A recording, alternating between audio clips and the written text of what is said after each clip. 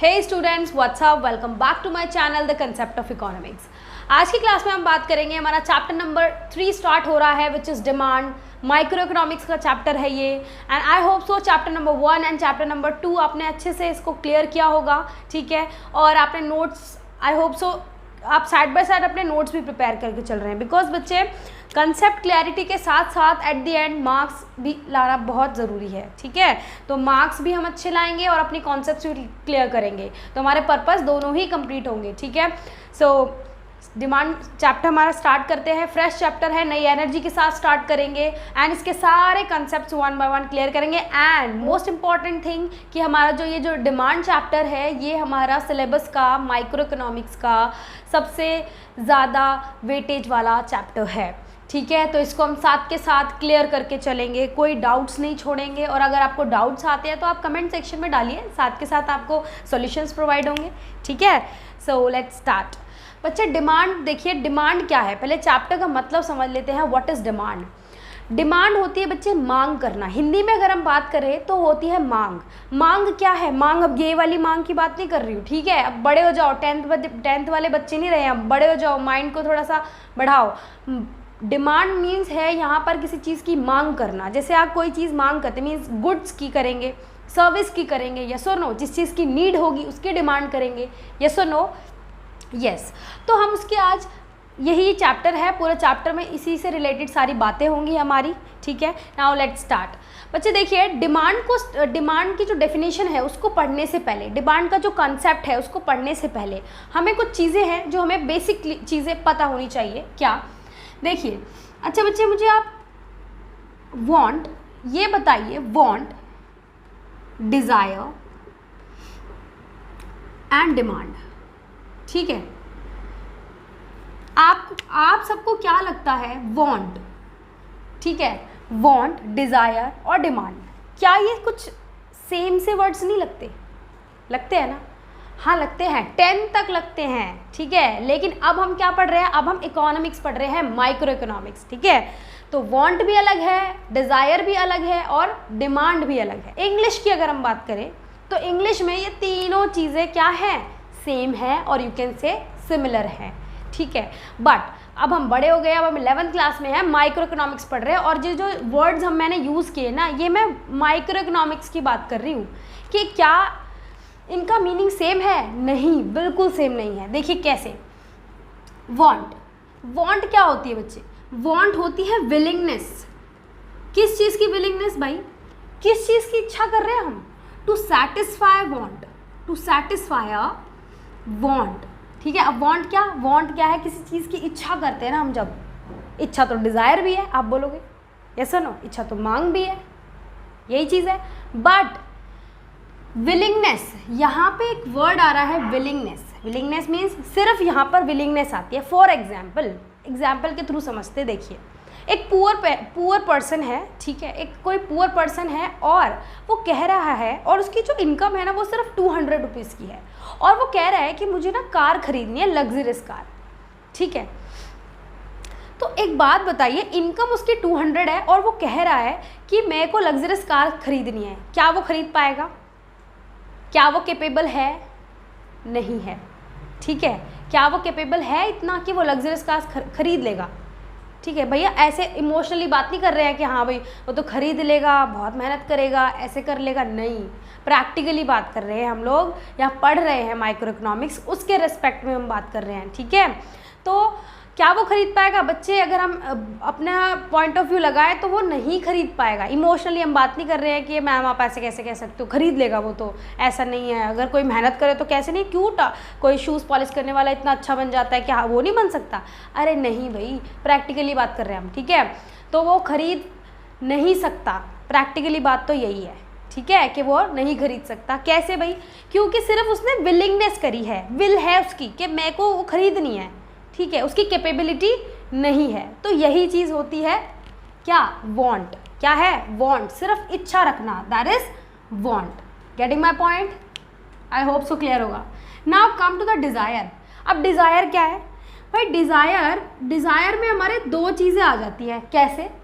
Desire भी तो want ही है, बट अगर हम वांट को थोड़ा सा एक्सपेंड कर दें, थोड़ा सा एक्सपेंड कैसे, अगर मैं बोलूँ यहाँ पर विलिंगनेस भी है, विलिंगनेस टू परचेज मीन्स वो चाह रहा है परचेज करना, प्लस उसकी एबिलिटी भी है, मीन्स यहाँ पर दो कैरेक्टरिस्टिक्स, मीन्स वांट को अगर हम थोड़ा सा एलैबोरेट कर दे तो बन जाती है desire economics point of view से, विलिंगनेस प्लस एबिलिटी। अब विलिंगनेस क्या है, विलिंगनेस समझाया मैंने, मैं चाहती हूँ एक कार खरीदना, ठीक है। अब जो वांट थी उसमें मैंने इनकम का एग्जांपल दिया था 200 का, बट यहाँ पे तो एबिलिटी की बात भी हो रही है, मींस यहाँ पर इनकम भी ज़्यादा है, मींस उसकी क्षमता है, उसकी कैपेबिलिटी है कि वो परचेज कर सकता है, और उसकी विलिंगनेस भी है, मींस अगर वो चाह भी रहा है कि वो परचेज करना, मींस दोनों कैरेक्टरिस्टिक प्रेजेंट होने चाहिए, तो वो क्या है, डिज़ायर है। समझे समझे, ठीक है भाई। अब आता है डिमांड पे। अब डिमांड में क्या है भाई, देखिए वांट को थोड़ा सा एक्सपेंड करा तो आया डिज़ायर, मीन्स इसमें विलिंगनेस भी है और एबिलिटी भी है, एबिलिटी टू पे। किस चीज़ की एबिलिटी, एबिलिटी टू पे, गेटिंग माई पॉइंट। अच्छा डिमांड में क्या है भाई, डिमांड में ना दो कैरेक्टरिस्टिक्स और ऐड हो जाते हैं, डिज़ायर को थोड़ा और एलैबोरेट कर देते हैं, ठीक है, तो हमारा क्या बन जाएगा, डिमांड बन जाएगा। डिज़ायर को थोड़ा सा एलैबोरेट करेंगे तो क्या बन जाएगा बच्चे, डिमांड बन जाएगा। अब कैसे, अब देखिए यहाँ पे क्या क्या कैरेक्टरिस्टिक्स होंगे, यहाँ होएगा पहले तो विलिंगनेस टू पे, ठीक है, ये तो चलेगा ही चलेगा, विलिंगनेस टू परचेज और सेटिस्फाई अ वांट, मीन्स आपकी अगर कोई इच्छा हुई है तो उसको आप सेटिस्फाई करना चाह रहे हैं, विलिंगनेस पहला कैरेक्टरिस्टिक। और दूसरा कैरेक्टरिस्टिक क्या है, सेकंड आती है ability, ability to pay, means उसकी क्षमता भी है कि वो, एक तो उसकी इच्छा हुई मुझे कार खरीदनी है, एबिलिटी टू पे मीन्स उसकी इनकम भी अच्छी है, वो खरीद सकता है, एबिलिटी है उसकी। थर्ड क्या है बच्चे, थर्ड है कि यहाँ पर quantity of a commodity, means यहाँ क्वांटिटी डिफाइंड होती है कि हाँ इतनी क्वांटिटी आप एक कमोडिटी की परचेज करेंगे, क्वांटिटी भी डिफाइंड होती है, प्लस यहाँ पर होगा प्राइस, क्या होगा बच्चे, price, price of a commodity, क्या होगा बच्चे, प्राइस ऑफ अ कमोडिटी, ठीक है, plus period of time, period of time, means क्या कह रहा है, विलिंगनेस प्लस एबिलिटी टू पे, अगर हम इसको पूरा एक बना दें ये, तो हमारा क्या बन जाएगा, ये सेकेंड, थर्ड और फोर्थ। अब देखिए ये विलिंगनेस है, ठीक है, विलिंगनेस और एबिलिटी टू पे, क्वांटिटी ऑफ अ कमोडिटी मतलब वांट में क्या, डिमांड में हमें क्या क्या चाहिए भैया, एक तो विलिंगनेस एंड एबिलिटी चाहिए, सेकंड क्वांटिटी भी पता होनी चाहिए, थर्ड प्राइस भी होता है कमोडिटी का डिफाइंड, और फिफ्थ क्या है, पीरियड ऑफ टाइम, टाइम भी डिफाइंड होता है, that is demand. Getting my point. अभी डेफिनेशन समझेंगे, सारे कैरेक्टरिस्टिक्स इसमें सम अप होंगे और कवर अप होंगे, ठीक है। इन कैरेक्टरिस्टिक्स को हम अगर सम अप कर दे तो हमारी एक डेफिनेशन तैयार होगी और उसको हम समझेंगे, वो आपको लर्न भी करनी है बच्चे। डेफिनेशंस याद रखिएगा, आपको साइड बाय साइड लर्न करके चलनी है, ठीक है, क्योंकि डेफिनेशंस को आप चेंज नहीं कर सकते, ठीक है। सो कॉन्सेप्ट क्लियर होना चाहिए, डेफिनेशंस लर्न करेंगे और चीज़ों को समझेंगे, ठीक है, रट्टा वाली कोई चीज़ें नहीं होंगी।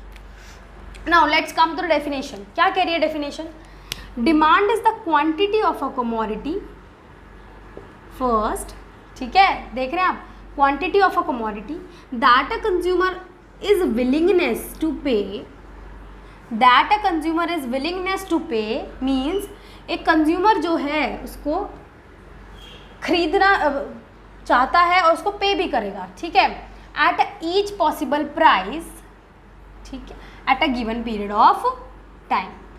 चारों कैरेक्टरिस्टिक्स कवर हो गए, देख रहे हैं आप क्या क्या भाई। डिमांड क्या है, क्वांटिटी है कमोडिटी की जिसको कंज्यूमर क्या करना चाहता है बच्चे, उसको उसके लिए पे करना चाहता है हर एक पॉसिबल प्राइस पे, ठीक है, at a given period of time, और टाइम भी डिफाइंड होता है कि हाँ इसी टाइम, इस टाइम पे, दैट इज डिमांड।